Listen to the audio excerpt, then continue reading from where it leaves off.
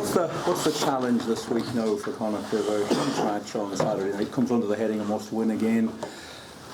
Team who are struggling a bit down at the bottom of the table. So what do you set up the lads for?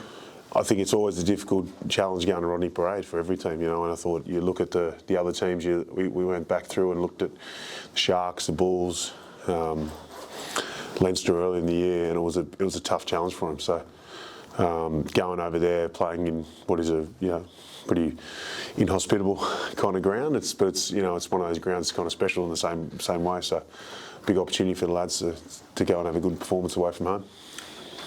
And how do you bring forward the positives from last weekend? Connacht sometimes don't back that up, but you had a good solid win here against a pretty tough opposition who were pushing some of the laws occasionally, but they were tough and hard. So how do you corral that in, because these games are coming thick and fast? Yeah, we just go again. I think obviously we review everything hard and preview hard as well at the same time. So it was a good performance, but there was also plenty of things we need to get better at, and that's always the way. Even in our best performance of the year, there's always something to get better at, and even in our worst performances of the year, there's always something that's kind of good in there. So we have to make sure that we just continue to improve throughout the season. I think we've done that at times. We've learned our lessons through the year pretty well. You come from a winning mentality in your career, and some of the younger players coming in here have great success at underage level. Maybe some of the other players don't. There's obviously players still left from the 2016, but what do you say to them? What are you pushing from your experience, especially at this part of the season when you have to get the job done?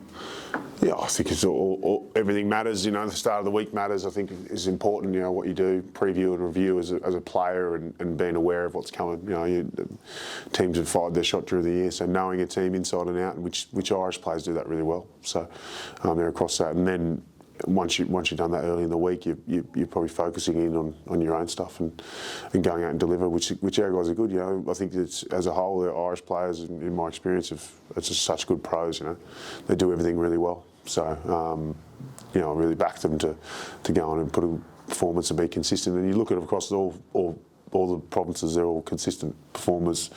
You know, in the competition, all play well.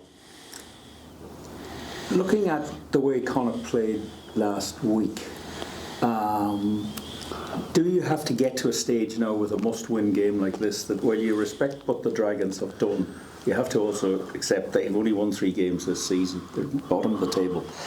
Do you have to go out there and sort of say to them, we respect you, but no, we're going to try to run over you. We're better than you, and we're going to show that. Yeah, well, I think that's every week. You know, I think that you have to obviously respect the opposition every week, no matter who you're playing, and then also look for opportunities and to say that to impose yourself on the game at the same time. So no one's unbeatable, and so go out and play well every week.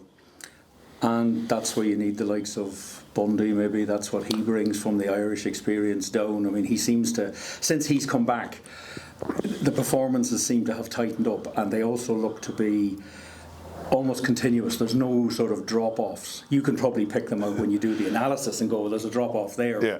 But it still looks like Connacht are going forward and trying to shake it up. And even that game in Treviso, there was plenty of go forward. It just didn't happen. No, it didn't happen for us over there. Yeah, Finley as well, come back from international experience he's had, but Bundy's been excellent for us, and he's been a fantastic player for Ireland and very experienced. And you can't buy experience like that. You know, he's played the highest at the biggest stage in world rugby. So to deliver for the younger guys in the squad, to see a guy like him performing is really important for them, and he leads by example as well. And where they are now, have you picked in your head where you need to be at the end of the season? No. I mean, it's almost impossible to work this out. I mean, URC must be thrilled. I think so, yeah. They have 11 teams chasing 8 places. Yeah, it's good for the competition. I think it's a good thing, isn't it? Everything's so close, and I think that you look at the results on the weekend, you thought were going to go one way, went the other, and things like that. So I think it's good. I think it shows that you just got to keep those teams that are involved. We're going to keep fighting for those positions. So Yeah, it's a very open competition. I wouldn't say that, obviously there's the Leinsters and obviously Munster had a good win as well. I think that, you look at them maybe as favourites, but outside of, I think that any team can beat them on the day, especially away from home and things like that. So it's a huge challenge. And it's a good lesson as well to say, look what happened to the Bulls, look what happened to the Stormers. So there's no, it's all to play for, but you've also got to accept that it can go. Yeah, well, hopefully we've had those lessons during the year anyway. So, we know it's coming, and yeah, it's cutthroat, isn't it? Good to talk to you. Thank you. Thanks, Will.